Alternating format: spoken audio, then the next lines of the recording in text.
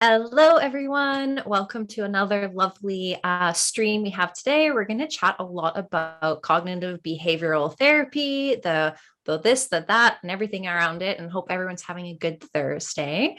So, the reason why I want to chat about cognitive behavioral therapy today is for a few different reasons. Number one, it is definitely psychology's like gold star of therapy. It's very applicable to many different conditions and challenges in a person's life. And I feel as though if you go to therapy, there's a very good chance that that is the type of modality that is going to be used.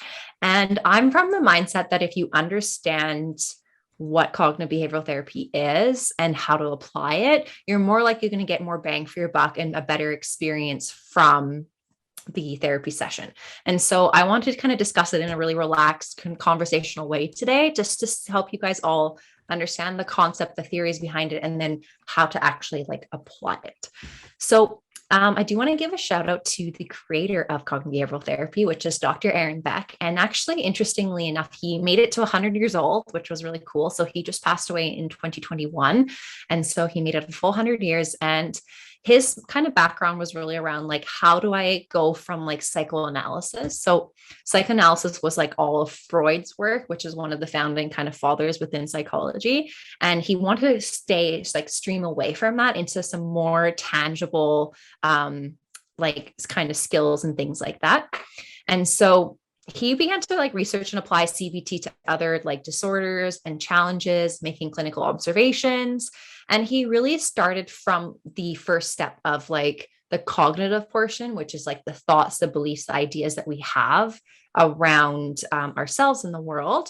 And then he made a lot of different other wonderful tools, such as like the Beck depression inventory, the Beck anxiety inventory, which is basically just like some screening tools. So I don't know if anyone's ever gone to the doctor and asked like, hey, like I think I have anxiety, or hey, I think I have depression. Like maybe there's a good possibility that that screening tool is used. So I just kind of want to shed a little light around like who created it, where it came from, and like the applicableness of it. So CBT, cognitive behavioral therapy, has been successfully applied to like tons of different types of challenges, such as like anxieties disorders, substance use, personality disorders, eating disorders, psychosis, and other psychiatric challenges and diagnosis. And so it's been used and adapted to work with couples, individuals, families, children, like, and this is again why it's like that metaphorical big gold star for cognitive therapy, because it's just so applicable and tangible and useful to use. And so I invite everyone today, feel free to ask questions, share your comments, because I think that's like one of the reasons why I love this type of conversation is just like making it very relatable and breaking it down. And so that you can go into a therapy session or utilize it in your own way more effectively or have more effectiveness with it. So we're going to bring up just the first little diagram because I love using diagrams. And the first little diagram shows us around like how we influence and perceive our environment and the things that are happening. So the key to understanding this flowchart here is understanding what automatic thoughts are. So automatic thoughts are kind of what they sound like. They're the thoughts that kind of just come up all of a sudden out of the blue. And we may not even be really realizing that we're having these automatic thoughts, but they influence our feelings and our behaviors. And so each person's automatic thoughts may be different from one person to the next. And they usually relate to our life experiences or our fears or messages that we've internalized for years. So, what I mean by internalized is it's like literally taking things from the environment or socialization or things that we've seen or heard or experienced, and we've brought it into ourselves and believed it about ourselves, or about the world, or other things in other relationships. So, what happens with that is through this flow chart. So, for example, a situation happens. Say, for example, you don't get invited to a social gathering.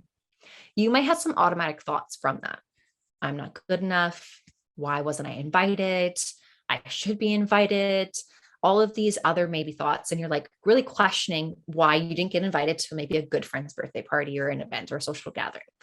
And from that automatic thought that you may or may not be aware of, you'll have a reaction. And that reaction will either fall into one of three categories. So the first one could be your emotions. So how you feel about it. You might feel disappointed. You might feel sad. You might feel a variety of emotions, angry, hurt, etc.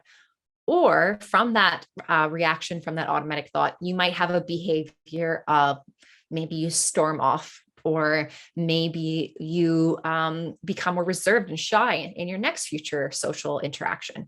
Or you might also have that physiological response, which is maybe that physiological is like in your body, how your body feels in response to not getting invited to that party. And the reason why I really wanted to highlight this is from this premise, that's where like Dr. Beck created like cognitive behavioral therapy. From our situations come our automatic thoughts, come our reactions that fall into those categories of emotion and behavior and physiological response. So I just want to check in on the chat here because I see a lot of people saying hi. So I just want to make sure everyone knows that I see you. Hello, everyone. Thank you for joining me today and joining Switch Research. So yeah, and Paige even says that she gets so many automatic thoughts. And you know what's great about that, Paige, is the fact that you're able to, number one, notice it, have awareness for it, and then communicate it outwardly, because that's going to be the great way to start coping with them more effectively. And interestingly enough, we have a lot of negative automatic thoughts in the day.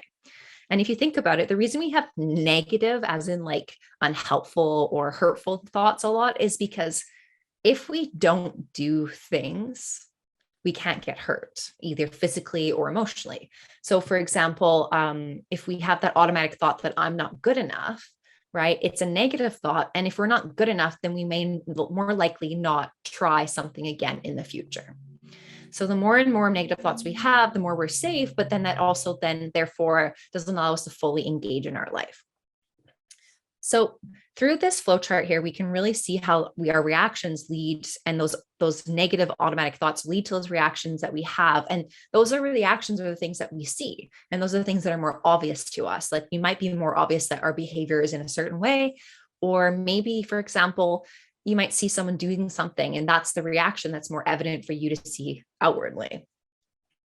So if we kind of go on to our next little diagram here on core beliefs, what we can notice is that core beliefs are things that allows us to look at the world differently. And two people can have the same experience, yet have a very different interpretation of what happened. I don't know if anyone's ever seen a movie where something happens in the movie and they show it through one person's lens or perspective, and then they restart the movie again, but it's from a totally different person's perspective. And now that situation is perceived and looks totally different because of it has happened through two different people's eyes and emotional and core belief experiences. So we can think of core beliefs like a pair of sunglasses. And everyone has a different shade that causes them to see things differently. And so core beliefs are deeply held inherent beliefs that influence how we interpret our experiences. So for example, you meet a new person and you think about asking them out for coffee. If you have a negative core belief around yourself, such as I'm not worthy, you might have that resulting then thought, why would they ever go out with me? And that's really upsetting and hurtful, but that core belief perceived that situation in a negative way that made you question your effectiveness to ask that person out for coffee or to hang out with them and to question if they would like to do that. So let me know if you guys have ever had that experience where you maybe doubted yourself and maybe that came from a negative core belief of some sort. Conversely, if you have a more positive core belief, such as I am worthy, you're more likely to have maybe a more positive thought, such as we might have fun if we go out together. And then your behavior would be as you're asked that person for coffee. I'm trying to think of maybe a couple other examples that are not socially related. It could be maybe for like a test. If you think that you're a bad test taker and that's your negative core belief that you have. So the situation is, a test is coming up and you believe that you're bad at taking tests, you're more likely to have a thought like, I'm going to fail. And then behavior might be like, you might not even study as much as maybe you could or should, therefore resulting maybe in a lesser grade because you had a negative core belief of self. And so another way of looking at that too is also positive self-belief. So if you believe maybe you're a good friend, so say another friend of yours is having a hard time. And if you believe that you are a good friend and a good social connection for that person, you might have a thought like, oh, I could help them. I know I'm a good friend. And that behavior might be going out of your way to help your friend. And so these core beliefs really influence our automatic thoughts that come up. And from those automatic thoughts comes into those resulting reactions, like I just spoke about, either of the emotions or behaviors or the reaction that you have or the physiological reaction that you may have. And so I don't know if anyone else has a couple maybe examples of maybe how their core beliefs are, right? So I'd love to see some of those. Like I'm trying to think of one for myself personally. Maybe a little bit of my second guessing is, oh, like as you can probably tell, I'm not like super old. So I maybe have a core belief that I'm not the best therapist because I haven't been doing this forever. And so a situation such as going on TikTok live for the first time today, I might then think, oh, am I going to be as effective on this platform as I would? And my behavior might be like reading some extra notes in advance, trying to like be better as a performance today, for example, right? Versus if I have a core belief of my confidence of my clinical skills in a more positive way, the situation of going on TikTok live for the first time, I might be like, then more optimistic and excited and have more of a helpful emotion. And my thoughts might be like, I've got this. I know Amit's got my back, pulling up all the tech information for me. And the behavior is a wonderful TikTok live experience, right? And so I do see a question coming in from Fred, which is, what are the sources of our core beliefs? I think that's a really wonderful question. The sources of our core beliefs come from sometimes our disposition genetically. Like sometimes if we are dispositioned to be less likely to tolerate different hard situations, we might more likely then to believe something poorly of ourselves because it protects us. Our socialization from our friends also influences our core beliefs. So if an experience maybe in our adolescence or going to high school and someone maybe excluded us, we might then take a core belief away from that we are not popular or we're not accepted, or we could be socialized through our parents and what they're taught us, because our parents generally teach us values inadvertently or advertently. And core beliefs also happen out from like the world experiences. So I know that we all can struggle sometimes with seeing what's happening in the world day to day, whether it's war, politics, recession, those sorts of things. And with repetitive, hurtful, negative experiences happening, we can probably even have a core belief that the world is not a great place. So core beliefs can come from either socialization or from our genetic disposition, or it can also come from like different environmental or social or political types of situations that are happening in the world overall. Even religion could change our core beliefs, because sometimes we could believe in God or different types of things like that. That could give us a core belief in the world. So they can come from many different places, but it doesn't necessarily matter where they come from. It's more about what we choose or what we have more awareness to take forward with us. So if we have a hurtful experience, if we take something unhelpful from that, that's going to be hurtful for us going forward. But if we can try and cope with that hurtful experience, then we can move forward and try and have a more helpful experience or core belief from that. So usually what's interesting is that our minds are meant to be from more of a negative standpoint. And so we're more likely to carry forward and be more aware of the negative ones than the positive ones, because we're also socialized to not be like egotistical. We're meant to be humble in many ways in society. So no one's like shouting from the rooftop all their greatest achievements. Usually we're more likely to like want to hold ourselves back, because again, it's about the safety piece. The less that we do, the more safe we are. So hopefully that kind of gives a little bit of a background around that. But we do see some more chats coming in. So Clambro says, I always feel like I'm being judged negatively or almost parried, which keeps me from socializing. Yeah. So if I were, I would ask you to almost question that for a little bit. Like, what core belief do you have around that? Or what negative automatic thoughts are coming up constantly? Because the more awareness we have, the more that we can change it. Awareness is its own superpower. Like the whole ignorance is bliss. If we don't know what's happening, then it's almost blissful, but it can also be quite the opposite. It can be quite uncomfortable because these things are hurting us without our awareness. The more awareness we have, the more that we can do to change or cope with those thoughts. And so if we have negative automatic thoughts around socializing, then we're more likely to have negative behaviors, like not going to do things. Paige also says, do you have any tips for coping with a negative core belief? Well, yeah, I would think number one first is to go, could I try and conceptualize or determine or maybe hypothesize where that negative core belief came from? What experiences created that for me? And so the more that you have understanding of where it came from, the more likely you are going to be able to understand if you could see it differently, that experience. Like say someone was hurtful to you. Usually when someone's hurtful, hurt bleeds and builds other hurt. Usually from our own hurt, we give hurt. And so we could maybe then have a little more empathy for that person that hurt us, and therefore have that experience be seen completely different. Or we could also cope with those negative core beliefs by challenging them. Am I a bad person? Why isn't any human being worthy? Why aren't we all deserving of care and love and respect in the world? And aren't we all having worthiness? And aren't we all deserving of worthiness? Or we could say, like, what if we practice building confidence in our opposite to the negative core belief? Or what if we practice like somatic exercises of deep breathing, yoga, or exercise, or smells, taste, touch, all of that to kind of ground us in our body to create safety again. Naveed says, how can we help a partner or family member become aware of their negative core beliefs?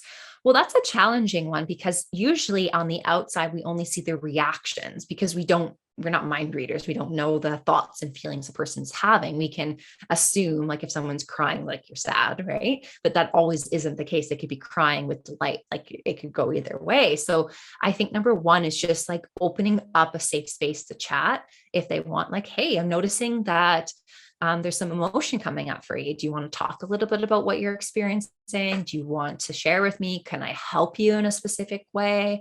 Or you can kind of maybe go like, what do I know about this person? Is there a theme in their behavior? Like, is their core beliefs socially based or about perfectionism or achieving or things like that? So it can really vary.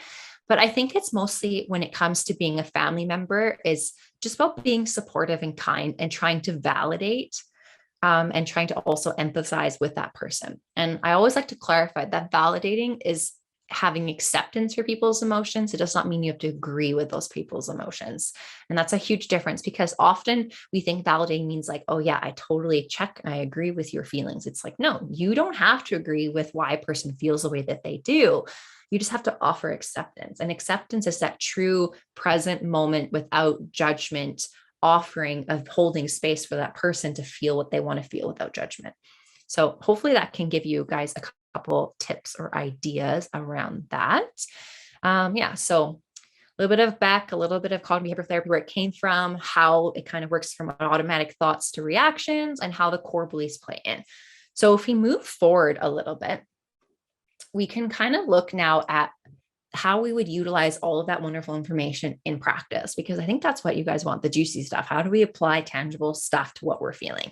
So the cognitive model here, so we're just going to show like a little bit of a flow chart here, is when a situation happens, like we're kind of talking about, we end up having a thought because we think, obviously, if something happens, we think something of it. And we may not even really be aware of what we're thinking, but we have a thought.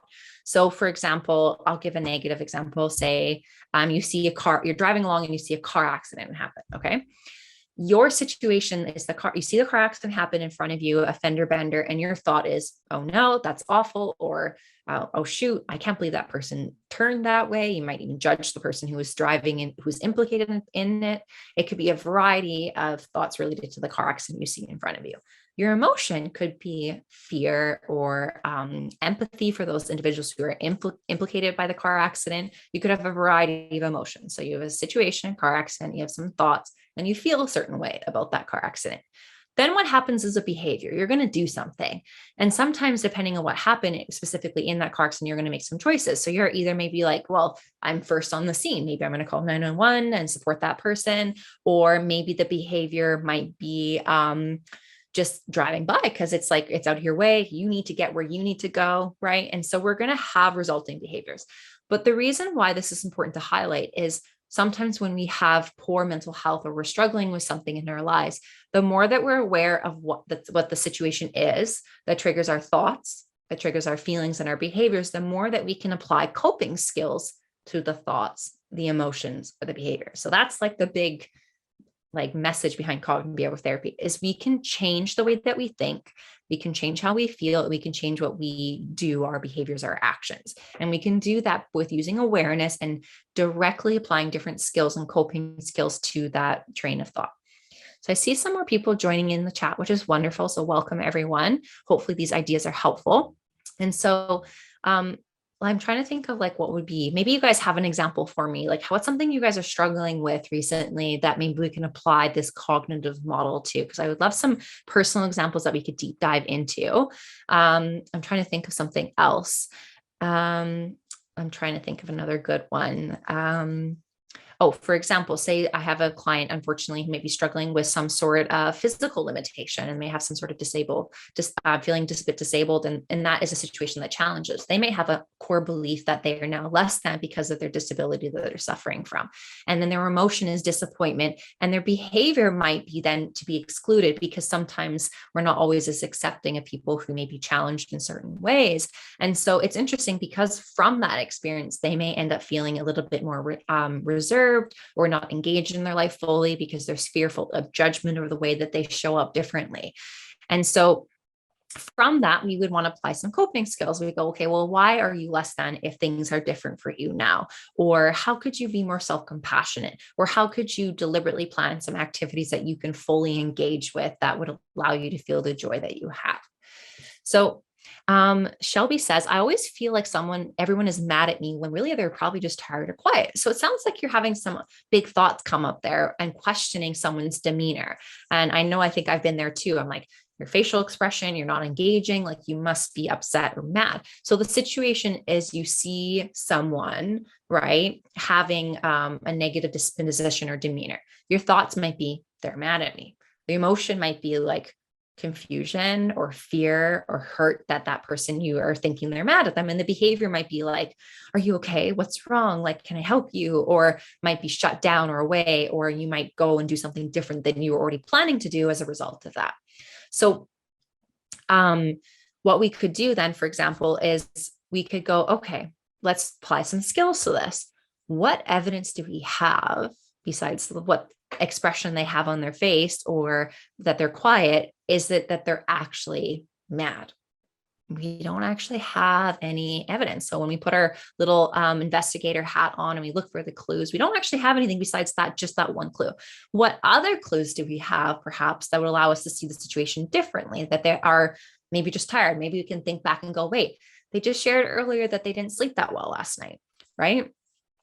And so that could be another example of how we could cope with it more differently. Then the emotion might be some compassion, maybe for that person that they're having and they're feeling tired. And the behavior might just be like, hey, hope you have a better day today. Let me know if I can help you out with anything. And then you might continue on your way. Xmas24_7 says, I was in a car accident, and when I hear sirens, I have panic attacks and I lost a leg and will not let go. I'm so sorry to hear that. Sounds like a very upsetting, traumatic experience. And so if we were to apply the cognitive behavioral model to it, it sounds as though the situation from the past is now still linked to the future and to the current experience. And you have thoughts of, oh no, maybe I'm still in this accident. Maybe it's reoccurring for me. The emotions might be fear, or it might be upset, variety of upset, uncomfortable emotions. And the behavior might be like tensing up, right? When you're driving, or might be tensing up, or fear of driving, or driving in certain places, right? And so if we want to apply this model in a more helpful way, what we can do is when we have that thought of like, oh no, it's happening again, we could go, wait, what's happening in the present moment? Currently, I'm driving, everything's okay, I am safe, I'm doing the best I can, I'm trying to be a defensive driver. And maybe the emotion might be a little bit more calm and peaceful, and the behavior is able to get to your destination a little bit more in a more pleasant way. So that could be a way that we could apply it. So great examples, guys. Thank you so much for sharing those ones. And so if we continue to move along, I want to also kind of deep dive a little bit more into the skills. So we're going to look at some cognitive models of like how we can change some of our thoughts. So for example, the situation happens, and this is what we want to do is we want to cover the facts, right, of what happened without any interpretation. So an interpretation is basically when we look at something and because of our previous experiences, we may see it differently. So for example, I don't know, I'm trying to think of something. So say, for example, so this is like a textbook, right?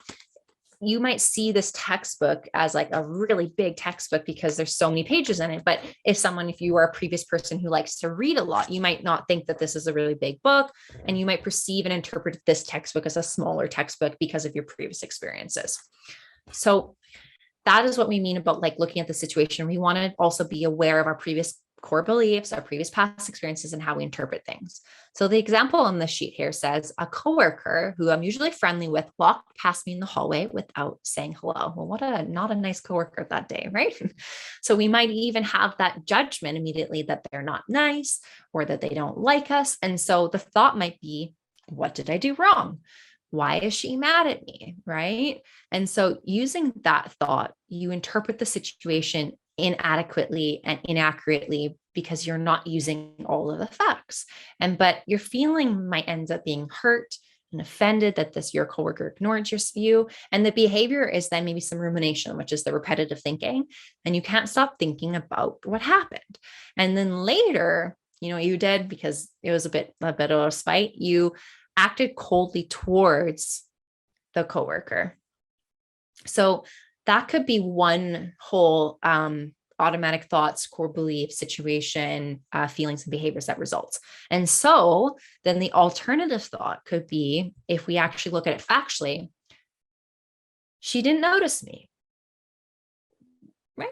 Like there's no evidence for her to deliberately want to ignore you, right? And so you could also say, well, maybe she had a lot on her mind, right? Like who knows what was happening in your coworker's perspective and experience. And so then you might be like unfazed, and you might just feel neutral about it. Like your coworker can say hi to you today. It is what it is, right? And so then your behavior is, you wouldn't maybe give it a second thought. You wouldn't maybe ruminate. And instead, then you would maybe you just act warmly as normal to your coworker as usual. And so that would create a whole different experience. And the reason why this is so important is, the more awareness we have, the more ability we have to change those thoughts and therefore have a different feeling and then have a different, more helpful behavior. Because is it really necessary to do the two wrongs makes a right? If you're cold to your coworker, isn't it better just to do the behavior that is going to be more helpful long-term? So as we go along here a little bit, I just want to finally just bring up the cognitive triangle and just really deep dive into this a little bit more. Again, the same kind of idea: situation leads to the thoughts, leads to the emotions, and leads to the behavior. So within that cognitive triangle, this is where it gets to be like the magic, the fun stuff. Not only if we change our thoughts does it affect our emotions and our behaviors, but we can also change our behaviors to change what we think and therefore how we feel. So we can start at any point of that triangle and influence the other 2 points. And so honestly, I feel like that's the $1 million information right now. And maybe all of us are in a place where we want to accept that thought or that idea or that concept that we can change how we feel by what we do. It's kind of a tricky one because sometimes we're not in a good headspace, or we're resistant, or we're irritated against that idea, but we really can create the experience of our life that we want to feel depending on what we do or how we cope with it. So for example, if we exercise, we might have more positive thoughts around our body image or ourself, or we might have better and more confident emotions. Or if we journal, for example, we might have more awareness of our thoughts and therefore have more ability to have more positive emotions because we're coping through our thoughts that we have, right? Or if we do some emotion-based skills, such as feeling our feelings. One of my favorite emotion-based coping skills would be, it's called an acronym, it's called RAIN. And so RAIN. R, recognize, what are we feeling? Attune. Have you ever seen someone like tune a guitar? They're like playing with the frets and like turning the little dials, and they lean into it and they kind of are noticing what it sounds like to get the right tone of the guitar. That's what it means, like to attune to our feelings. We lean in and we step into our feelings and feel them. So R, recognize. We attune to them, we feel them, we don't push them away. Because everybody knows if you resist, they persist, because we've all been there where we resist our emotions and then it's a giant volcano of emotions, and it's usually more unhelpful in that way. So recognize, attune, and then I as an investigate. Why are we feeling that way? What happened? Could we do something differently? What do we want to take away from this experience that could be more helpful? And then the last one is to non-identify. And this is my favorite part too, because a lot of the time, if we have a negative emotion, we tend to think that that's who we are.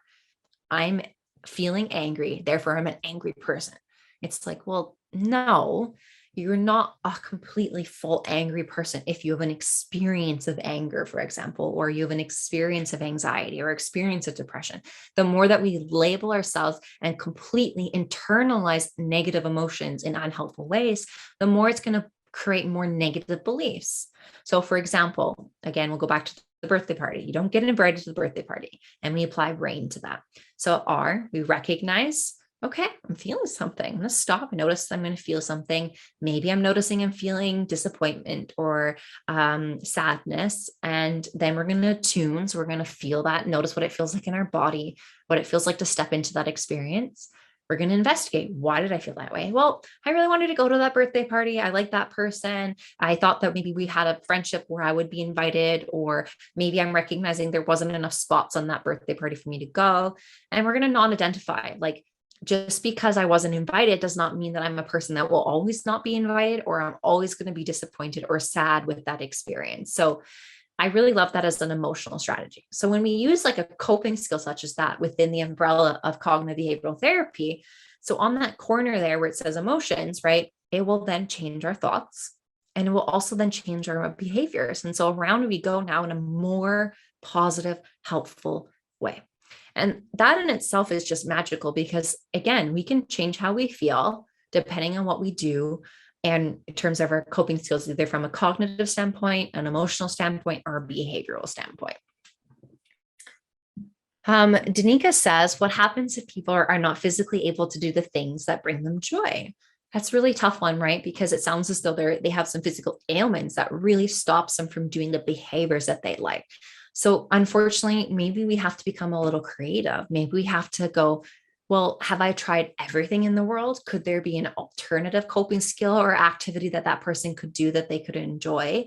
Or could they rely on different values that they want to emphasize? Maybe they really liked bike riding and they can't bike ride anymore. So maybe they want to try a different activity that they would really like, or a behavior, or maybe they need to emphasize their value of giving back. So maybe they may not be able to go bike riding, but maybe they could help others who really enjoy other things, and they could uphold that value of helping others, right? And so it does become a challenge, because it's really disappointing and sad that they are limited on their ability to do the things that they like. But it is that recognition that, hey, I can't do this, but I'm still going to try and do other things that could bring them joy, or they could enjoy a lot more in other ways. So it does become that creativity piece. And of course, we aren't all fortunate to have that liberty and flexibility to try new things. But I do believe that we are determined, and we should be determined to try different things to bring them joy. Clambro says, is it possible to not be able to change negative thoughts and anxiety without medication? So I just need to read this again. Is it not possible to not be able to change? It's a double negative. Sorry, I'm getting confused. It is, okay, let me just answer the best I can here. So it is possible to change negative thinking. Yes, it is possible. And how we do that is through repetitive, helpful coping. So repetitive, helpful coping is like more positive cognitive skills, such as challenging the thought, looking for evidence, or we can do that through behaviors such as like good physical health, like diet, exercise, sleep, or like breathing, meditation, or emotion focused stuff like rain, for example, we talked about there. But it is like, for example, this is just me doing a bit of tangent, but individuals who maybe suffer from OCD, obsessive compulsive disorder, it is something that is really challenging because it is hard to change the negative thoughts because of the way the brain is structured and the way the neurons are firing, that a lot of negative thoughts are obsessive and they're constantly firing. But it doesn't mean that that person can't improve their symptomology. It just maybe for certain mental health diagnosis, it's more challenging. But I think it would be unrealistic and unfair to ever say that no one can improve in their life. No one has the opportunity and the privilege and should have the privilege to improve their well-being. Like, I would never want to snip someone's possibility of that. So it is possible to change your negative thinking. And medication is a wonderful tool, but there are other ways. Like, cognitive behavioral therapy is really about the behavioral and cognitive changes that we can make to influence our emotions and influence our life. So yes, and keep at it. Try some different skills and stuff. If you just honestly hit up Google and go cognitive behavioral strategies, their list will be endless, and just give those a go. Pick which ones that you really resonate with. Paige asks, best way to figure out what triggers your anxiety? Well, reflection, number one. So even with rain, when we recognize, it's like, okay, what's happening? Like, I'm feeling something and I'm feeling it and I'm tuning to it. What was the thing that maybe started that for me? Like, what do I know about myself? Where are maybe things that I'm sensitive to, which is okay to be sensitive. We're all sensitive to different things, right? So like, we can notice what we're sensitive to, and we try and make like the links between our triggers and our symptoms. So if you don't get invited to the birthday party again, like for example, it might be just like, oh, that creates anxiety and rumination because you're thinking maybe you're not good enough, right? So we can link that because maybe there's a theme of social anxiety or lack of confidence. So I think it's really just about like doing a lot of journaling. And another really great skill is within cognitive behavioral therapy that people do, but some people don't really like because it's really repetitive, is like thought logs. So literally painstakingly, you would write down a lot of the thoughts that you have in your day every day. And then in therapy, you would return to those thoughts and then try and question where they come from and why they're coming up. And so then you can actually start grouping your thoughts. Like, I don't know if you guys ever had Skittles and you would like color code your Skittles, right? And so you can start grouping your thoughts, like as you would grouping the different colors and themes of your thoughts, and understand then maybe why you have a theme of a certain way. So that's my weird analogy of grouping for you today. So yeah, grouping, awareness, thought logs, recognizing your feelings, and trying to, as soon as you feel anxious, go, okay, what is this in response to? What am I thinking of? What happened? What is the situation that's going on? So those would be some of them as well, but keep up the question, guys. I think I missed a couple in here. There was also a question that says, is PTSD a barrier to effective CBT? Possibly, right? Like, I think what happens is we all have our own individual preferences, and that's great. We're allowed to like what we like. I'm personally biased. I facilitate a lot of EMDR, which is the eye movement desensitization and reprocessing therapy. And empirically speaking, that has been shown to be one of the most effective ways to manage PTSD. So that would be my clinical choice to go that way with the client. But CBT is just healthy, helpful stuff. Like, if you're going to deep breathe as a way to manage your PTSD, that's great. Like, you should. If you're going to breathe anyway, might as well make it like a deep, long breath. So do that. Exercise helps with PTSD because exercise regulates your neurotransmitters. That's just a good thing to be doing. So any of the skills within cognitive behavioral therapy are still going to be helpful for PTSD, but PTSD is really a trauma-based diagnosis where something hurtful has happened.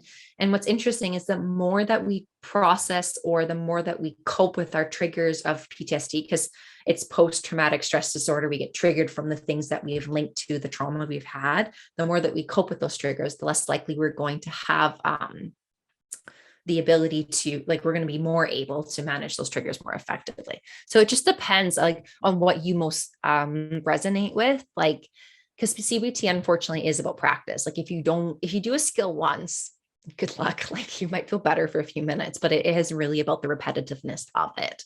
And that was like a main difference when Beck created it between like psychoanalysis and cognitive behavioral therapy is because psychoanalysis was really guided by the therapist. And it's the whole joke, like lean back in the couch and think about this and let your mind wander and all of that. And it's a really great therapy still, but you would have to only do it with a guidance of a clinician or a therapist, versus cognitive behavioral therapy is you can learn the skills even independently and really apply them on yourself. And that's why I really wanted to talk about that topic today, because the more that we have the opportunity to better our well-being, why not, right?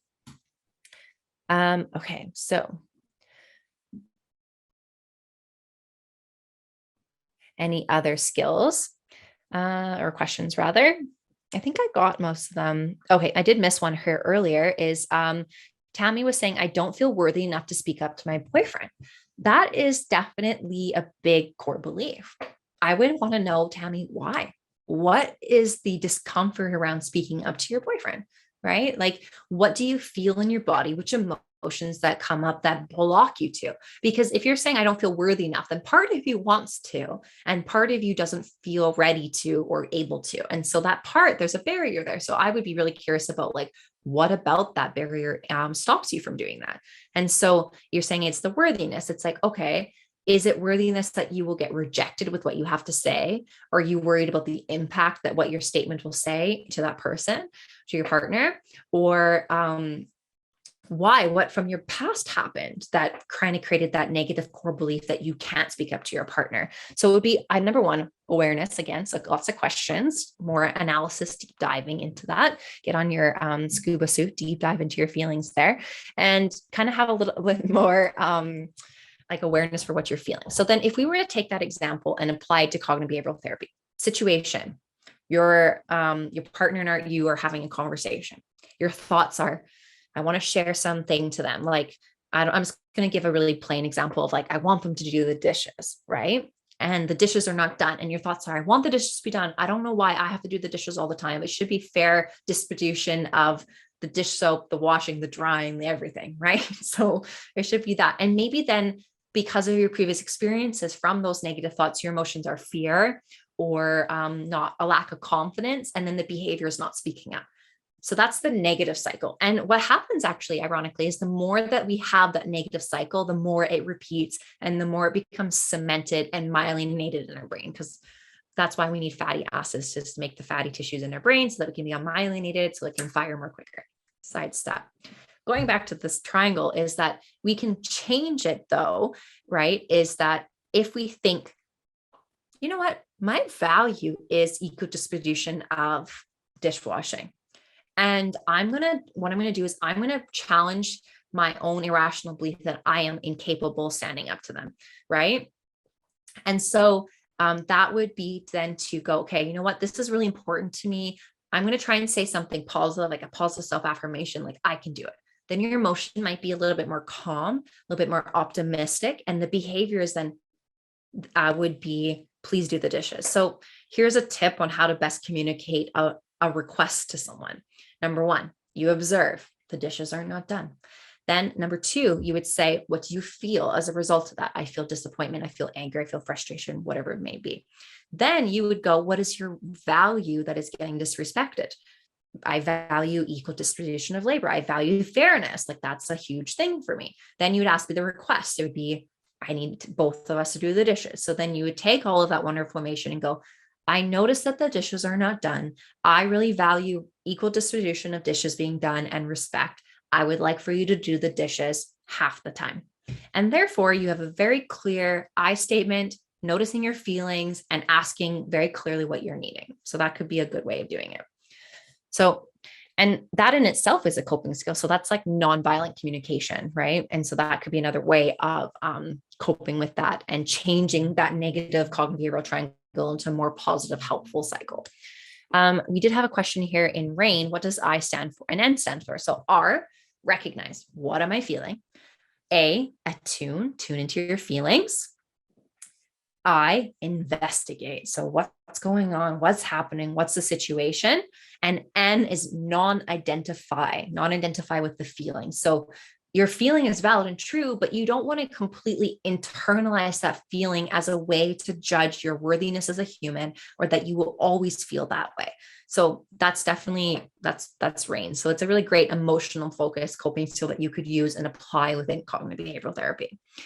All right. So we see some people following. Thanks so much. Yeah, we're moving along. Feel free to shoot some more questions because we have about 10 minutes left here. And I'd love to ask and answer any more questions for you guys. But hopefully like that premise really clicks with you guys. What we think affects how we feel and what we do. Right. And the more that we do, the more that we can change our thinking, the more that we can change our feelings. So it doesn't matter what point of the triangle we are, we can influence the other one. So those would be some great ones. So I just wanted to make sure I kind of went over everything here. Just one second.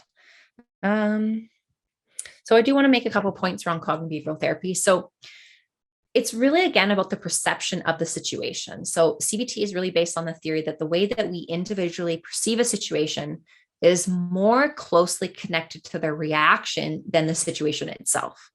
So that was like a lot. So let me break that down for you. It's not always about the situation. It's about how we perceive the situation, or how we cope with the situation, or how we move forward from a situation. Flat tire. Okay, flat tires suck, but it's how we perceive the flat tire that affects the way that we think and feel and what we do going forward. That's what I mean by that. So yes, the flat tire sucks, but again, it's how we see that situation more than what we do, and how we see it relates back to our automatic thoughts and core beliefs. And so when we have like cognitive distortions, which is like when we distort our thoughts in unhelpful ways, right? Is because like when we are distorted, it immediately we assume things to be worse. So for example, like the flat tire means that we're maximizing that flat tire and the awfulness of it. Therefore, we are going to see it as like it's going to ruin our whole day, instead of just like the 1 hour it takes to get it fixed or whatever it may be. And when we tend to think more realistically and logically, we'll feel a lot better. And that emphasis is also on consistently solving problems and initiating behavioral change, because feelings do a really great job of getting us stuck. We're really stuck in that feeling. We don't like it. We know we don't like it. But we don't feel like we can do anything. We don't have the motivation to. Like, of course, if someone was handing us on a platter a better mood, we would take it. But it's really hard to get going and to do it. But that's what cognitive behavioral therapy is all about, though, is we have to do things differently to feel better. And that's a big, big challenge. Okay. So I think that's most of the main points I had for everyone today. So it's been really great answering all of your questions. Feel free, I'll hang out for another minute or two here to see if we have any other ones come in. But these have been really, really wonderful questions that we've had, because again, the more that we know how to apply this ourselves. So like, for example, you can even just go online and go cognitive behavioral therapy worksheets. And like a bunch of them will come up that will guide you through like some of the pictures that we saw today. Even there's some workbooks you can get to that are focused on that modality. And if you want the support, like, again, obviously I'm very biased, try out some therapy, work with a clinician. Like I work here in BC, so would love to work with any BC, Canadian clients. That would be great. I can work virtually, so I can see people from wherever. So yeah, totally. Like reach out, get that support, try working on it yourself. And remember, repetition is key. Just like with riding a bike or doing anything or learning a new skill, it's that repetition of the coping skills and the changing. Because if you do it enough, you don't have to perceive that flat tire as awful it is the first time around. Clownpro says, I dread getting up early every day in the morning, but once I get up and going, it's not that bad. Thank you for pointing that out. That is a huge, huge, great point to point out, is that in that morning, I would really be curious is like, what are the first automatic thoughts that you're having? Are you thinking, oh, shoot, it's raining today, right? That might be then like, I don't want to get out of bed, right? And that could then change your whole trajectory. But if you notice that negative thought and go, wait, you know what, my favorite cup of coffee I'm going to have a good day, I'm going to practice some more positive thinking, then your behavior will be resulting with you getting out of bed and having a better day. So unfortunately, part of cognitive behavioral therapy is digging deep and going, I deserve to have the life that I want to have. And I'm going to push myself a little bit here. And I'm going to try to create more positive feelings and behaviors. Corey says, do you think CBT would help someone who suffers from hyperdrosis? I'm not quite sure what that is. Bear with me. I want to answer your question for you. It's when you sweat. Lots of when you sweating. sweat a lot. Yeah, I could, because I would be curious though, is that purely a physiological thing? Like, is it purely like a biological health thing, or is it because of like tension and stress and anxiety? So CBT does help with some like physiological things, but generally speaking, it is coming from more of that psychological perspective. So if it's related to stress or anxiety, then we can manage stress and anxiety more effectively from a cognitive behavioral standpoint, like thinking better, doing more helpful behaviors, having more emotion focused strategies, then your experience will be all better too. So yes, it could definitely, it depends on where you feel like it comes from. But generally speaking, like I know that after a stressful incident, I even sweat a little bit. It's normal from our nervous system perspective. So that is definitely something that could help. So give it a go. Like, what do you have to lose? Like I said, any coping skills are helpful. Yeah, perfect. So yeah, those are some really great questions, guys. And again, just give it a try. I don't know if you've ever seen that like picture of this little guy and he's holding a jar, and then the jar is happiness and the other guy doesn't have a jar, and he goes, where did you get that? He's like, well, I made it. It's like, well, yeah, like you can create the feelings you want in your life. Like you can do that with hard work, repetition, awareness, being kind to yourself, being connected with others. Like you can create the experience of what you want for your life, the way that you emotionally and think and behave in your life. Howie says, great explanation of CBT. I now have more tools for anxiety. That's wonderful. That's great to hear. This is the purpose of this platform and this conversation is like, I really want people to have tools for their toolbox that they can use to manage life more effectively in a more pleasant, happy way. Right. So I thank you all guys for all coming today. Thanks for joining me and hanging out. It's been a blast. I'm looking forward to chatting with you all again sometime soon, next week, most likely. And hope you guys have a great afternoon and evening. Thanks so much, everyone.